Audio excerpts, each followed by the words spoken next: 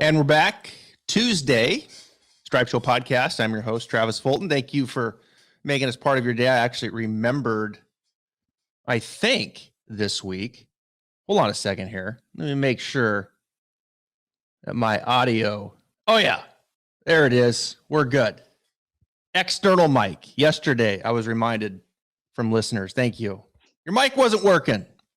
Well, it's working today. So I appreciate the feedback. Welcome in Tuesday. You know what that means? We're looking ahead to next week. A lot of golf here coming up this week. Of course, AT&T Pebble Beach Pro AM out there at the Monterey Peninsula, Pebble Beach Golf Links, opposite of the Saudi Arabia event, which is an independent event. Of course, a lot of big names playing over there. We'll get some thoughts on that as well. This week, really excited. Our guest this week, he's out there in Europe, in England, and he joins me. You know him on Twitter. Ben Coley, how you doing, my man? I'm good, Travis. Thanks for having me on. Sorry for the delay. Listeners, I guess, won't know that I was supposed to be on a bit earlier, but there was a fire alarm here, so it's been a fun day. Well, hopefully everything's okay, right? Yeah, I think we're fine. I can see no smoke, so I think we're okay. Well, thanks for joining me. I follow your work on Twitter, and I've been meaning to reach out and do this, and things happen. I know you have your own business there in the gambling world, but you also, with a lot of different sports, but golf is one that you're very passionate about as well. Yeah, like many, I fell in love with golf when I was a kid, thanks to my granddad. And, as I got older, I realized that I didn't have to just hack it around on a field. I could actually watch and bet on this sport instead and have more enjoyment that way. Although I still like to get the clubs out when I can. But yeah, bad golfer, but hopefully not too bad a golf analyst. Well, I can help with that. My trade is teaching. I 22 years of coaching, and now with the podcast and everything kind of expanding, Tuesdays become a little more gambling centric. So maybe we can change out. You can give me some tips on this gambling stuff, and I can give you some stuff on your golf swing. I want to ask you as we get started here. There's an event in Saudi Arabia, which when you look at the fields here, Saudi Arabia has three top 10 players in the world. They have 6 in the top 20, 21 in the top 50. This week, AT&T, there's one top 10 player. That's Cantley, 3 in the top 20, and 10 in the top 50. Kind of interesting times, right? Saudi Arabia, of course, headed up by Greg Norman as the face. They're trying to push out with this competitor league. This is a big week for them, getting the likes of Dustin Johnson, Xander Schauffele over there. They're going to be wining and dining them on their plans. Just curious to get your thoughts, just, this whole Saudi Arabia thing. Do you have, the big players are over there. Do you have any interest in betting on that, watching that? You look at AT&T, Pebble Beach. It's interesting. It's obviously the most popular course probably in the United States. You look at this field. It's like, man, they deserve better than this, don't they? Yeah, look, where do you start? There are people more qualified than me, I guess, to talk about it. I don't think they should be there. I don't think the players should be there. I don't think people like Dustin Johnson should be taking that money, to be frank. There's nothing I can do about it, I suppose. And I will acknowledge that it's easy when you've not been offered that money to say you wouldn't take that money, right? And if someone from some government overseas decided to offer me loads and loads of money that might change my life and force me to, decide between difficult things, it's all hypothetical. I can sit here and pontificate about it, but I've never been faced with that choice. So I'm not going to, I'm not going to tell you these are bad people. They're some of my favorite golfers are out there, right? Shane Lowry's a fundamentally good human being, and he is out there. So I don't want to judge them too heavily, but I do think it's a serious thing, and I don't think they should be there. But as a sports fan, I suppose the thing I would say is that the reason we all get into sport, really, before we get to this stage and trying to work out who's going to win it, it's because of its soul, and because of history is a big part of it. You can't buy that, and it eventually it gives way, doesn't it? I think of football or soccer, as you call it over there. Like all the great stadiums of this country, almost all of them have been knocked down and replaced by purpose-built ones that are twice the size and can make more money, right? So it happens in all sports. This is just a very strong and difficult example of a new face. I think if this new tour was in Australia, then it would be a different conversation. But the sad thing for me is that it doesn't matter how Dustin Johnson plays this week. Really, who cares if he wins another Saudi International? He's getting paid loads of money. And the best sport is always the stuff that actually matters. And I think Pebble Beach matters a bit more. Yeah, I agree. I totally agree with that. And it really isn't too life changing for a lot of these guys that are getting paid. I mean, DJ's got loads of money already. Xander's got loads of money, and it's business is business. You got to go about it the way that you're comfortable. And I'm surprised, that as many did go over there that we're seeing. It's certainly a better field, and frankly, Pebble Beach deserves better. But on the other side of that, AT&T Pebble Beach, they've decided that, okay, this Pro-Am format, which they've done historically, is what they're going to do. That's what they decide to do. And I think as we move ahead, does the sports fan and does the player really want to continue to watch this type of format that is now spread out over, once again, this year, over 3 courses, which is difficult to follow. And in the sports world, in the gambling world, I should say, it makes it even more complicated, right? Because of shot link data and things like that you'd like to have at your fingertips. So it's an interesting spot in the week. I am surprised as many has gone over there, but hey, we got a field, we've got a tournament. Not many. Let's see. I love West Coast golf. I love sitting here in prime time and watching the golf at Torrey Pines South late. I love the Saturday finish. That was cool. And now once again, I was up until 2 a.m., so I'm going to disagree there. Yeah, well, that's not cool for you guys. Yeah, that's fair. You're 5 hours ahead of me, so yeah, that's not fair. But at Pebble Beach, right? Watching this place on TV here, it's February 1st, and people are like, all right, spring is it's out there now, right? Short month, we can start thinking about golf. So let's get at it. 3 courses that they play: Pebble Beach, Spyglass, and I think Monterey Peninsula once again this year. Pebble's par 72, Spies par 72, Monterey's a par 71. None of these are really long courses in that 7,000 range. Now we get into this POA aspect, which is like this voodoo word that some guys can putt and some can't. I've been out there a couple times. These are very small greens, particularly at Pebble, very small. You really don't get an appreciation until you actually stand there and you look at it. They're slow. You can't get them too fast because of the slope and the undulation with the greens and whatnot. So it's an interesting week. They kind of throw a curveball at you with POA, which seems to put a bit of a slant on things. But this is a week, as I look at it, and I want to get your thoughts on breaking this down. Accuracy certainly plays more of a role this week. It's a second shot type of facility. Approach is huge. Got to make some putts. The weather looks really good. So I think we could be certainly in the high teens, potentially maybe -20 this week. What are some factors you're looking at out there at Pebble? Yeah, I think you touched upon most of them there. I mean, accuracy here versus last week, it's quite a stark contrast, I would say.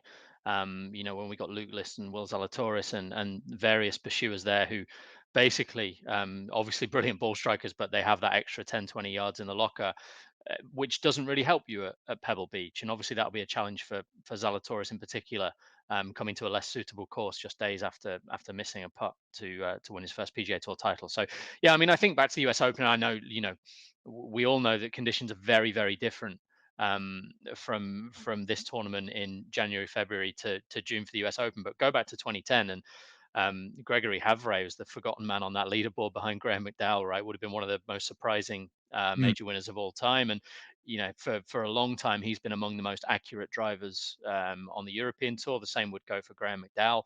And you look at the guys who've won here or been successful here in broader terms, that's generally the remit. And it's certainly the case for Daniel Berger. He's an above average accuracy driver among the world's elite. It kind of sets him apart from some of the others. So it's positional, tactical golf, Mhm. and those who have got their long games in check and then can cope with the Poana. It sounds simple, but I think if anything, the thing I would stress is that there's just a lot of volatility built into this event. Mhm. I think in some respects that comes from the multi-course. If you're at Pebble Beach when the wind blows, it could be a really bad draw. Yep. Um, but it also comes from the amateurs and the pace of play and the pace of the greens and the pin positions. It just makes it more a level playing field. You Yep. throw in a weak field, and there are a lot of potential winners here. It feels like a gut week, doesn't it? In some ways, I mean, just like you look at all these things that you said, and I'm like, I just amazing. Like you start filling up all these factors on your on your paper, you know, the things that you're going to start looking at. And this week always has just so many different variables that you don't have to manage a lot of the times in previous weeks. And you make good points with the amateurs playing, the pace of play, you know, they're all sensitive and try to stay out of the way, but it's just different. You know, some people are going to struggle. They're shanking it over there, and they, you know, it's taking them a while to actually get up to the green and putt out. So, yeah, patience is certainly key out there. You also make a great point, and just when you do play Pebble, if you get the day that the wind happens to blow more, because that's a huge difference on that golf course when it starts to blow a bit more on Pebble Beach. We've seen it historically play out this week. You've had some big names win here. Phil Mickelson's won 5 times here. Tiger certainly has won here. Spieth has won here. But then you get the guys that, you know, long shots, they win here as well. Nick Taylor was, I think, 125 to 1 when he won here. Ted Potter was 250 to 300 to 1 when he won here. Vaughn Taylor, where the hell did that come from? When he's in there swinging on the golf robot that they have there on site and grooving his swing, and that's what he did. He goes out and wins at 200 to 1. So these papers, I could just probably just throw these up in the air and just start picking some names here and whatnot. Before we get started, I want to ask you about a guy on the European Tour that's here this week. 51st ranked player in the world, Min-Woo Lee. He's getting some chatter over here. I don't know about course fit though for Min-Woo this week. It could be tough. He's kind of a long ball hitter, right? I mean, he can get it out there, but he's not real accurate. I don't know. Is this the right place for him, Pebble? I think he would have been better off last week at Torrey Pines, definitely. I dare say from memory he's probably played there in the World Junior as well. But look, I think he has everything you'd want in a modern golfer. From mindset, obviously his sister is a world-class golfer in her own right. Comes from a sporting family. He's shown that he can win big events very, very quickly in his career. He beat Tommy Fleetwood and Thomas Dietrich in a playoff for a Rolex Series event last summer, the Scottish Open. So the sky is the absolute limit. The challenge he faces, you know, a broader one than this week, I guess, is that, and it's not unique to him. It's a familiar one for European players, is that they get to this point in the rankings, they start getting invites to play on the PGA Tour, and it can be difficult to know what's the best thing to do. I think the most recent example would be Bob McIntyre, who, you know, tried to go through Corn Ferry qualifying at finals last year. It didn't work out. He played the Wyndham, you know, and he's ended up missing the Ryder Cup, falling out of the world's top 50, and he's sort of back to square one a little bit. And some would say he was trying to run before he could walk. The alternative is, you know, I can understand surely as a sportsman that opportunity comes along, you have to take it. You have to trust yourself to take advantage, and you believe in your ability as you should. So Min-Woo will have no problem in self-belief. His schedule is going to be interesting, but in terms of the long range, he has the potential to be a top 10 in the world player without question. Yeah, I'm excited to watch him more. I really am. I was really excited when Higo came over. I was all over him. I loved Garrick Higo and just his demeanor and his game, and was able to hit him when he won in South Carolina, which was a phenomenal finish. But yeah, I'm excited to watch Min-Woo. He's an interesting name to me this week. Mito Pereira is an interesting name to me this week. I love that kid's game. I think that is more of a course fit here for Mito.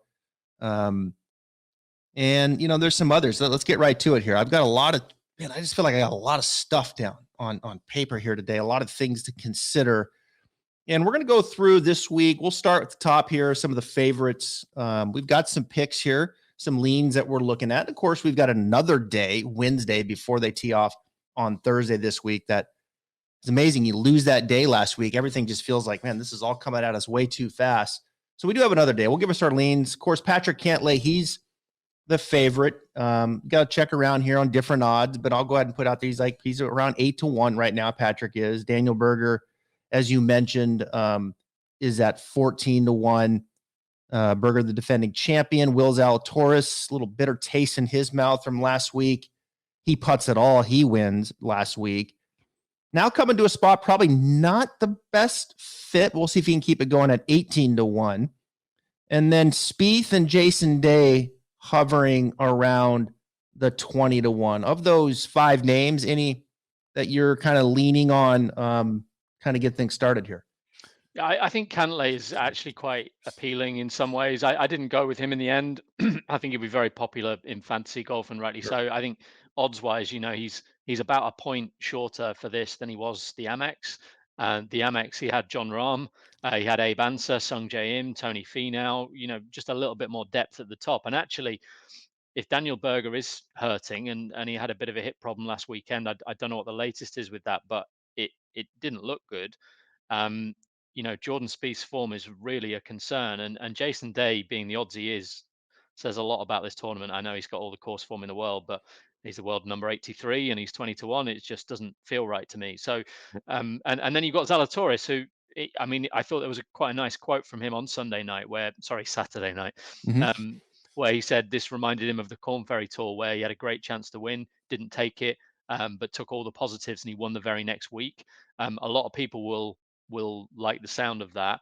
I probably would have myself if they were in Phoenix, but I just think this place, it shackles him a little bit. So Hmm. yeah, of the names you mentioned, I would narrow it down to Spieth and Cantlay, but given Jordan looks like he's taken a big step backwards the last few weeks, so I'll go with Cantlay as by far the most appealing of those.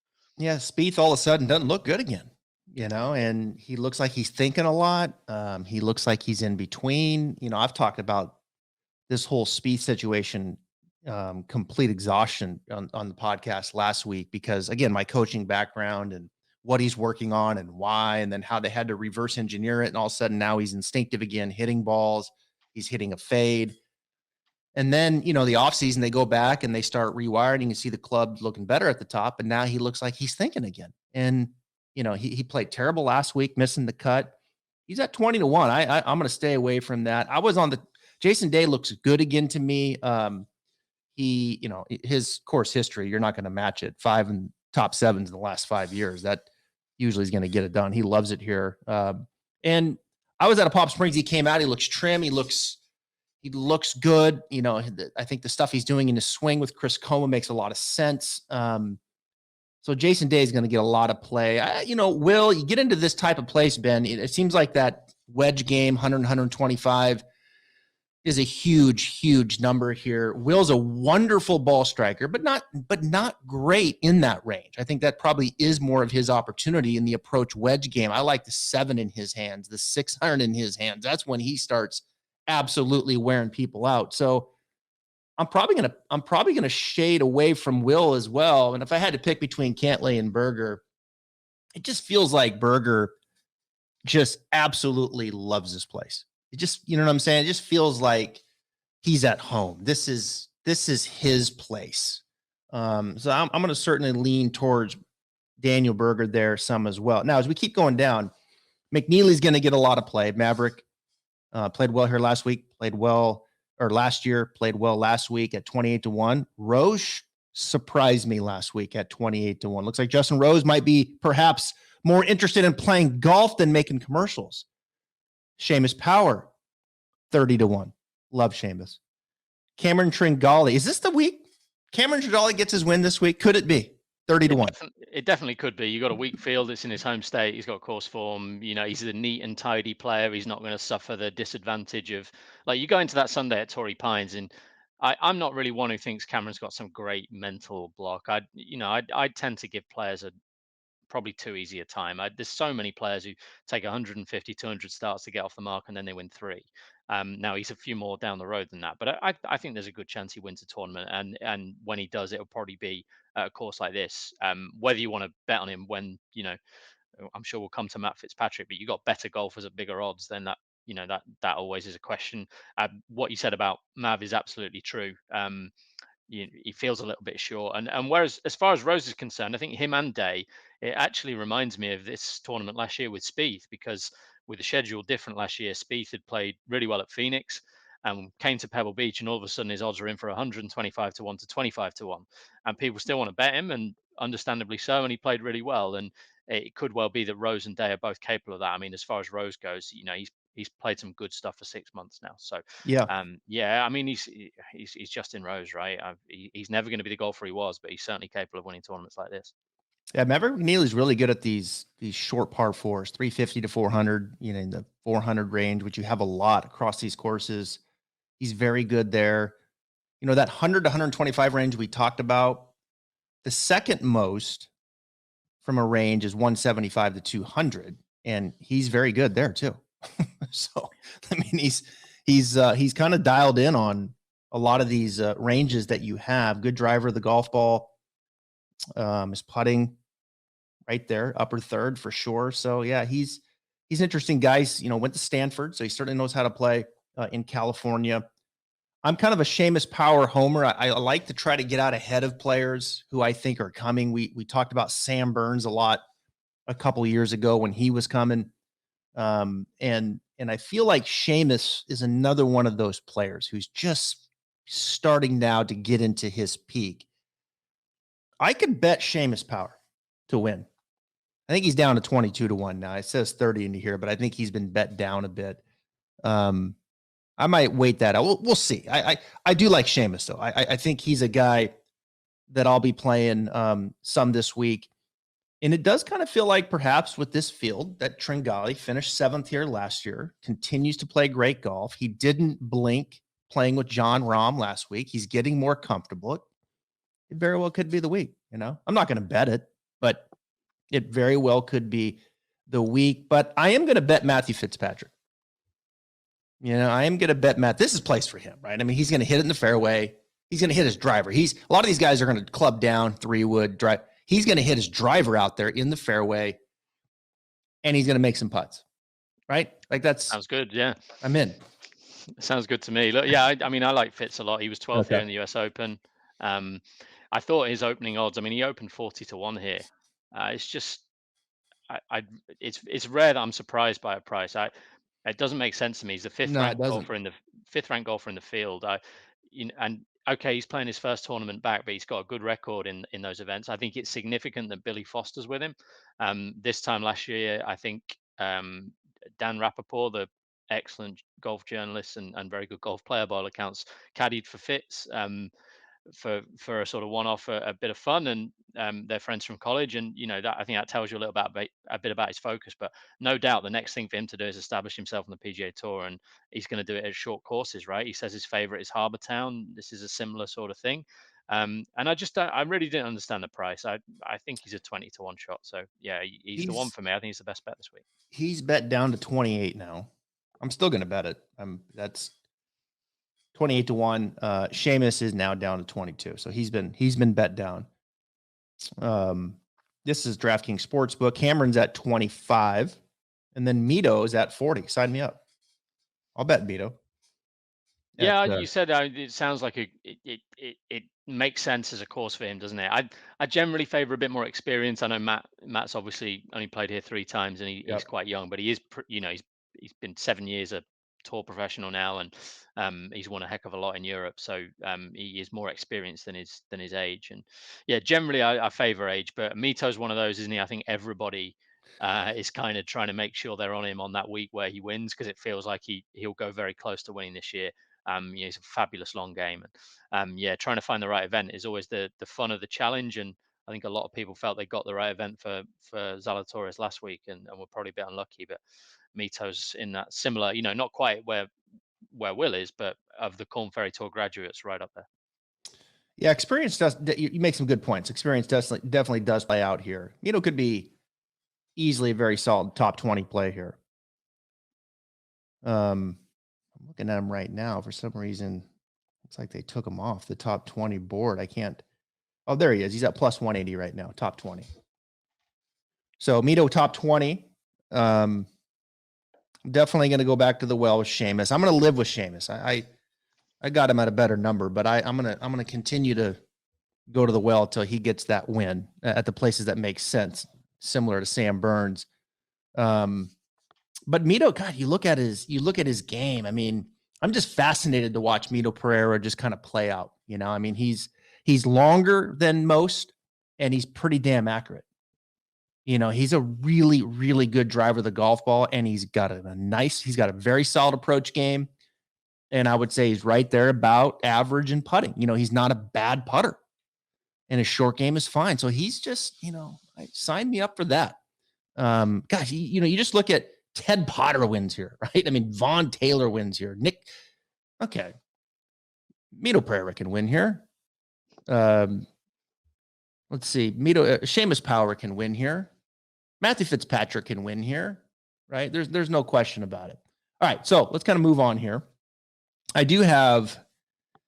am making a note here. I think I'll go Mito top 20, and certainly Seamus to win at this point. All right, moving on here as we continue to look down the odds. Lanto's coming in. He opened at 50.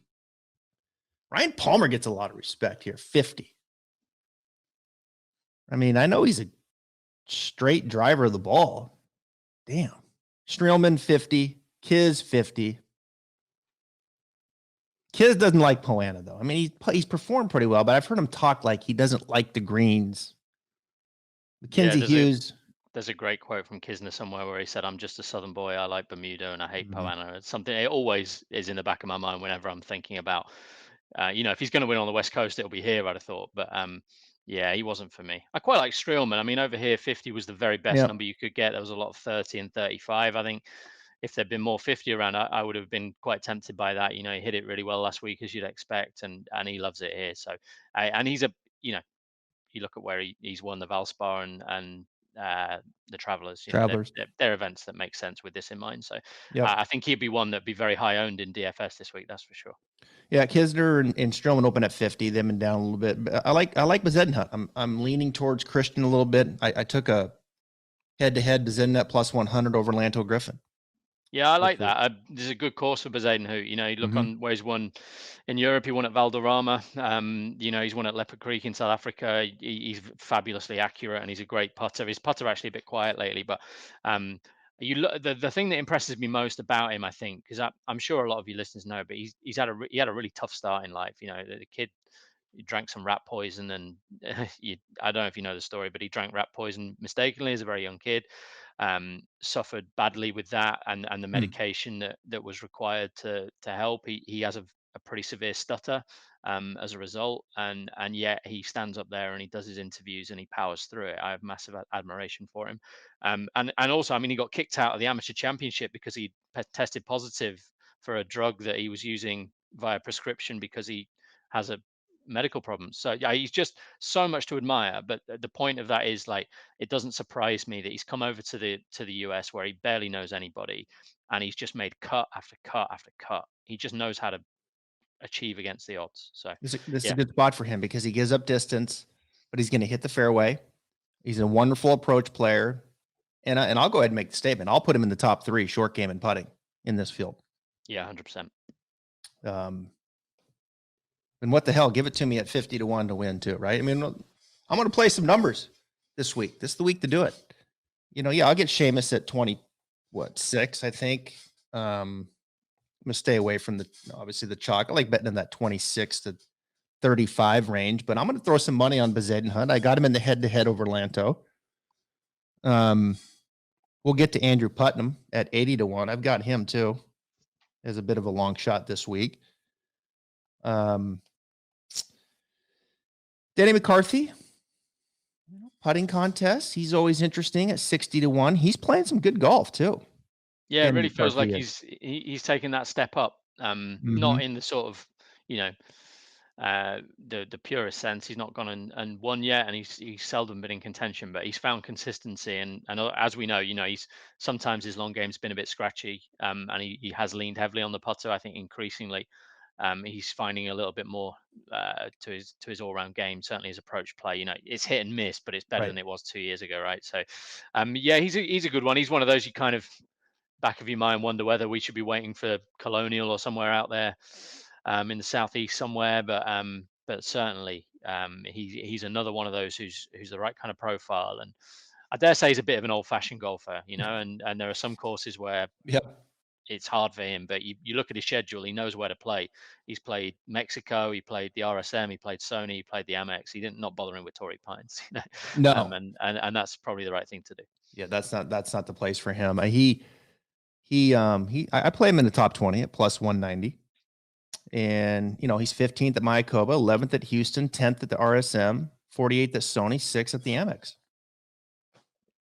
and this is a decent course fit for him. I think he's trending in the approach game. He's found something there. I'm going to look into that a little bit on his ball striking, because his ball striking, his approach game that you alluded to, can be a little spotty, but as of late, he's certainly trending the right way. And that's where he needs to improve, because he's not going to get significantly longer, but he needs to become a better iron player. And if he can do that in the way that dude can roll the rock, forget it. I mean, he's probably the best putter in the world. And he's certainly top 3 in the world. He's one of those. I remember Snedeker a long time ago. I know it's probably an oversimplification, but he said he realized that he's not going to be the longest, not even be the most accurate. But if he could just keep giving himself good opportunities, he could win tournaments with his putting. Now, obviously, Brandt's a better player than that. He's won tournaments because of his short game, his iron play, his accuracy at times. But the point is that I think for McCarthy, it will have been a little bit sort of, you hear golfers talk about it, and you'll know far more about this than me. That's sometimes focusing on a weakness isn't actually what you should do. It's focus on getting the most out of what you're good at. And I think Denny's shown signs that he might be able to work that out. Yeah, those are good points. And we have that conversation a lot. How do you improve your weakness, but yet maintain your strength? And, you only have so much time in the day. So something's happening there. His iron play is getting better. Tom Hoagie's in that range, that 66. Matt Kuchar, I kind of like this week. I find myself gravitating to Kuchar a little bit this week, as I do Michael Thompson, who opened at 70-1. Top 20, to talk about Mito, playing him. Certainly going to play McCarthy. I'm going to play Kuchar too in the top 20 at plus 210. I don't know. This Kuchar seems like maybe he's remotivated again. I don't know that. But his current form and the way that he's coming in, this is a good spot for him. He likes it. I'll sign up for Kuchar at that top 20. Yeah, I mean, you look at just his numbers. I know they're all relative, but I do like to look at a player's sort of recent golf, and they just keep shooting rounds in the 60s. Like, whether forget about adjusting it for field strength and scoring average and all the stuff that we do when we get down in the weeds. Like, for the man himself, he's going to be feeling like, my game's back. He opened 64 at Sony, opened 65 at the RSM. This season he's 5 from 5. I think his worst round was 73 in the final round at Silverado. He's playing well. And he did this last spring, didn't he? Just all of a sudden, I think I backed him at the Byron Nelson, actually, where he wasn't far behind KH Lee. And he's still capable of winning an event on the PGA Tour, and a couple of top 10s here, played well in the US Open. I can definitely see mileage in Kuchar, yeah. His approach game, the only thing that kind of concerns me, his iron game is still a little spotty, but the putter seems to be behaving. And he's a good short game player. Had a very good driving week last week, so this is a good spot for him. Get it out there in the fairway, make some putts. I could see him making the cut and getting inside the top 20. I don't know if I'm ready to bet him to win. I can never get on the right side of Hoagie. We all have those names that, it's like, okay, I'm in. And then he misses the cut, and then you're, all right, I'm out. And then he's, 18th. So Hoagie's one of those for me. Michael Thompson's interesting to me in this range as well. This could be a good spot for Michael Thompson. As we keep going down, Matt Jones, 70. There's Minwoo Lee opened at 70. Russell Knox at 80, who's played exceptionally well here. Maybe not the best of form, but again, horses for courses. Russell seems to really like this place. Lucas Glover at 80. Aaron Rai opened up at 90. Charlie Hoffman's been bet way down. Let's see where Hoffman is now. Something's going on with Hoffman. He's one of those. He's not played since Mexico, and although I'm talking up the case for Matt Fitzpatrick, who hasn't played since Dubai, but it seems strange that Charlie's not played. Typically he would have played Torrey Pines. The Amex is a tournament. He's got a great record. He won that tournament a long time ago. So for him to not have played yet this season, I'd be a little bit worried about that. He is a player who's struggled with back injuries in the past. So I'm sure there are people out there who've got a better insight as to his current well-being. But for me, it's enough of an unknown. Yeah, he's down to 60-1 now. Outside of Palm Springs on the range, I looked down the range on Tuesday, and Hoffman's down there hitting balls with his coach, Mark Blackburn. And then Wednesday morning, I'm looking through social media, and they posted a picture of Hoffman hitting balls out of his bay. I'm like, wait a minute, what just happened there? Like something's going on there. He had to he had to withdraw. So it has to be some kind of back situation. I'll probably lay off that with Hoffman, but he's been bet down to 60. Tom Hoagie's all the way down to 60. Brian Harmon's at 60. Troy Merritt 60. Any of these names as I kind of work down the list here, and I'll take it down. Damon's getting some respect. Joel Damon, 90-1. He can certainly hit it very straight. I think Pat Perez deserves a look at 80-1 as a top 20 as well. Played very well last week. Seems to be very happy with his swing. Cameron Champ, I'll pass. Brandon Harkins won the Corn Ferry Tour last week. He's in the field. He's at 100-1 right now. I mean, Harkins is, he's very comfortable here at Pebble Beach as well. It's a big, it's very rare. I mean, we see it occasionally. Players come from the Corn Ferry Tour, they get into a PGA Tour event, and generally speaking, it proves a little bit, too big a step. But for a player like Harkins, I could see him being top 40 or something. But to go and win, I'd be a little bit against that. I mean, in this kind of range, I like Ches Reavie. I know a lot of people will think, really after Luke List, are we really going to suggest that Ches Reavie can hold the 6-footers and win? But he's got a fabulous record here, third in the US Open. Gone close. He should have won this the year. Ted Potter did, and he's exactly the sort of player that should come to life here. And if you look at his record, he generally starts the year. Okay, he plays Sony well, but a miscut at Torrey Pines is just kind of normal for Ches when he plays there. And in the past, he's come here in seemingly bad form and just found it. And I think he's one of those players. Last week, he's fourth in driving accuracy, and yet he's 76 in strokes gained off the tee.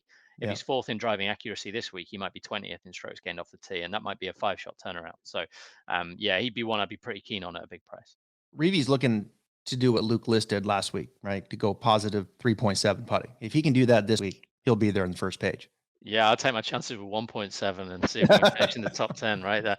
But yeah, it's exactly right. And look, he's a slightly better, it's marginal, but he's a slightly better putter on Poana. His last win at the Travelers, he putted really nicely. That was a week after he was third here in the US Open. So there are good vibes for him. And, I think there are players who are further up the betting at shorter prices who are not necessarily as well suited to the course or even as capable as Ches in good form. He's just one of those who looks like he's playing badly, but I'm not sure he's playing that badly. So I give him a roll of the dice here. Yeah, Ches works with Mark Blackburn as well, who I was saying works with Charlie. All right, here's one long shot for you. We talked about Nick Taylor. He won at 125-1. And right now, Nick Taylor is 80-1. Andrew Putnam's 80-1. So I'll bet Andrew Putnam 80-1. Not because he's a Seahawks fan, and that's my team. I'm not betting that. But Andrew Putnam, recent form coming in, he's playing good. He's doing a lot of good things. 27th Sony, 14th at the Amex. Let's come in and let's have a week. Putnam. Let's let it all come together here this week. Let's go plus 4.5 putting, and let's have a week. So a plus 8,000. Anybody in that range that you would throw in there? Because again, this week feels like, and we've seen it, right? Like we start getting into some of these numbers here. It's not unlikely. I mean, Ted Potter Jr. was 300-1 for crying out loud. Yeah, exactly. No, I think if you're happy rolling the dice, then this is a good event for it. I've got two in that kind of range. They're probably both a little bit bigger. Pat Perez, who I don't think many people will join me in Pat Perez this week, but he was sixth at Torrey Pines. Anyone who reads my stuff will know I like the anecdotal stuff as well. And he came out of that and said it felt like winning because his dad is the tee announcer there, and he's not been, I think he had a quadruple heart bypass last year. So it's a very emotional week for Pat, and he really stepped up and delivered. His approach play was excellent. He has a lot of missed cuts on his record the last 6 months, but a lot of them are by a shot or two shots. So I think that can mask some generally okay play. And he's got a good record at Pebble Beach. I mean, 20 years ago, he really should have won this tournament. But didn't. But I think he's interesting. And then there's kind of a trendy one. I think I've seen him all over Twitter actually. So it's nice to feel like we're all on the same page sometimes. Grayson Sigg, Corn Ferry Tour rookie, won here as an amateur. I think he's impressed everybody in a sort of subtle way since he came out. He's not had the in contention performance of, say, a Sahith Theegala or a Cameron Young. But what he has done is quietly go about making cuts, playing good golf, establishing himself as an accurate, good iron player. Um, and yeah, at three figures, although what I said about experience does stand, I was happy enough. Anything sort of 100 or bigger, I think um, is worth taking. Yeah. I'll throw in Naismith at that 100 to 1 too. That'll be another one that I'll throw in. I mean, course fit, this is his place for sure. Accurate, good iron, really good iron player. All right. Get on some greens that maybe neutralizes the field a little bit. He's Plus one of one. those actually as well. Like, I think if you look at it, I don't know how much you should read into this, but he's got his two played this twice and been brilliant. But on both times, he was even better at Pebble Beach. So he did his work at Pebble Beach, Yeah. and I think you'd rather it that way, right? Because Hmm. all being well, you get 2 rounds there, and I think if you come to this tournament feeling like you really love Pebble Beach, um, you can find out a way to sort of cope, take care of the other two. So yeah, I do like Smith. He's one of those, you mentioned it with Tom Hoagie for yourself. Like every time I've been on Matt Smith, he's just not, he's done something very bad at some stage. So I've fallen out with him. Yeah. I know his putting coach very well, Marcus Potter, and it just, incrementally getting this thing to just move the right way. And you know how it is in putting. I mean, I don't think anybody saw Luke List going positive 3.6 putting last week. No, especially when he That- missed 2 4-footers over the last 3 holes or whatever it was. It's fun. It's amazing, isn't it? yeah. He's like Zalatoris, I guess. He really scared over those 4 footers, but he looked really good from 10. But I Yeah. was really pleased. I know we're not got time to go over last week, but I was really pleased to see him win. Oh, He's been trying for a long time. So he's a peach of a guy. I told a good story yesterday with Jamie Mulligan, who has coached Luke List for a long time, and he was on the pod just about how long he was when he was on the Corn Ferry tour and this and that. And guy I was working with, we got matched up, and he's a wonderful dude. I mean, he really is. What's interesting with Luke is he's working with Stephen Sweeney now, who is a really good putting coach here in Florida, and he's really helped him out. And I think Luke is starting to become a little bit better putter. How much better, we'll see. But he certainly showed great signs there on Sunday and had a great putt week. And those are the things that are hard to, and those are the things that are hard to anticipate, right? Is when is that player going to go +4? It was interesting going back through his notes. The last time that he putted that well was 2 years before that at the Farmers. He putted well there, so clearly he's got something that he likes on those greens. So let's see if Naismith can maybe pull that off and have that kind of week as I continue down the board here. I don't know if I'll go. Another name that's just really talented. I'm not sure if this is the place for him that I'm really intrigued by is Adam Svensson out of Canada. I think he's a very talented player. I probably won't play him. But some of these younger guys that are in the field that might pop, I think this is a good place for Chad Ramey. I think this fits well for him. So if you're looking for someone to make the cut down in those value ranges, I like Ramey. I think this is a place for Austin Eckroat. He kind of fits this mold. These are some of the younger players that I think are good course fits that I had down for these kinds of places. Because it isn't a bomber's paradise. This is about getting it in the fairway. This is about good wedge play, approach, second shot type of golf course, and in handling some of these POA types of greens. I think short game certainly has a little more of a value here as well, but you're not going to, at least historically, not going to come up and just overpower this, right? You don't need, the length doesn't have quite the value as we saw last week. In fact, it's probably quite the opposite. yeah, definitely. I mean, look, when a longer hitter comes and plays really, really well, then there's always going to be an advantage, right? It's not a Sure. disadvantage to hit the ball long, but it's more about neutering that, isn't it? It's that you put Dustin Johnson here. He's won here twice, so it wasn't much of a problem for him. But um, he has to go. He has to win a different way. He Mhm. has to find those strokes that he usually gains off the tee somewhere else, typically. Um, so yeah, all about those accurate players. I mean, one I like is Satoshi Kadera, who Yep. he's really accurate off the tee, probably as Mhm. accurate as anybody in this field. And he's not done a lot since he won the Heritage. And upset a lot of people when he beat Siwoo Kim 5 years ago. I think a lot of people were on Kim that week, but he started to play better last year. Like, he played well in the spring and he played well at the back end of the year in Japan. And he's come out this year. He's played once in the Sony, and over the final 3 rounds, he was the only 2 players who were better than him were Hideki and Kisner. And if he can bring that with him, obviously he's had 3 weeks off, but Pebble Beach it's one of those. I think he's easy to just put a line through because he's missed the cut a couple of times here, but I don't think he's ever come feeling quite like he should after a really good finish at the Sony. And he looks the right type of player. Then another one, if I may, while I'm at it, I mean, Sure. the one I really like of all the long shots this week, and there are loads. You could have 20, but I like James Hahn. Okay. Again, like you take a very basic look and you see he's missed, I think, his last 3 cuts. I think he missed in Houston at the final start of last year. And then he's missed his first 2 this year, but he has a terrible record at Torrey Pines. So I'm not worried about that. He's not really long enough. I know, some short hitters do well there, but it's basically not a course for him. And his record at the Amex is patchy. But it was also his first start in 6 weeks. So if we forgive him that, he gained strokes with his approach shots both at the South Course and the Pete Dye Stadium course. So there's some encouragement there. He's highly accurate. Year upon year, if you go back through his record, at some stage on the West Coast, he plays well. Obviously won Riviera, beat DJ and Casey. He's been very close to winning this. He was 3rd in his rookie season. And it's James Hahn, right? Of the golfers at those sort of prices, he's the one you could actually, if he won it, I don't think you'd be surprised. So I thought he made loads of appeal. Yeah, hopefully he can bag another home state win. I think of James Hahn, I think of Waste Management Phoenix Open, right? He's a damn near guaranteed top 25 there. Yeah, I mean, he looked like he was going to win it last year, didn't he? Right. I think in the end he finished like 15th, but on Sunday he was on for 59 and all sorts. Yeah.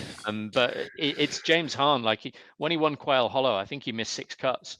So obviously with players like that, it is very hard to get them on the right week. But at least here he's played well. He's been 3rd here before. He's a short hitter. He's from California. There's a lot to like there. So I thought he's interesting. I like it. Good stuff. Fun week. We hash the Saudi Arabia stuff at the top, and sometimes I like these kinds of weeks, where you gotta dig a little bit, and it does feel a little bit like a gut, although history certainly plays out here at this type of place. We know the long shots can do well here, but like I said, I have more notes this week than I've had all year, and just going through my analysis and writing things down. And so it's an interesting week, certainly an opportunity for someone to come out and perhaps get their first win. Cameron Tringali. Gosh, it's almost annoying at this point, right? Like he hasn't won. It was like Finau when he couldn't get a second win. I mean, I hope he does it. I hope he deserves it. My God, he's been out there for so long and has played exceptional golf the last 2 years. And I thought it wasn't He didn't win last week, but I thought it was really good. He played well, playing with John Rahm. I think he's getting more comfortable. So I think if Tringali does get out there on the lead and he's right there, like I don't think he'll fade. I think he's becoming more up to it. So perhaps he does get it here, which I'm not going to bet it, but I would not be disappointed if it happened. Yeah, I mean, and look, he's going to look at Luke List last week, and he's going to think, I can be that guy. There you go. Yep. Like you look last year. I know it's not quite the same because Tony had won before, but essentially Tony Finau was looking for his first win, right? In terms of the narrative, right? He was looking for an overdue win. Abe Ancer won like the week before, and maybe Finau looked at that and thought, this is I need to do this now. And I do believe in things like that. I do believe in inspiration by comparison. And like Cameron Tringali should be looking at Luke List and thinking, yep, that I can do that. And he's at the right course for it. So no reason why not. Yep, I totally agree. All right, AT&T Pebble Beach Pro AM kicks off on Thursday. He's been Coley. Thank you so much for joining me. I can't thank you enough. That was awesome.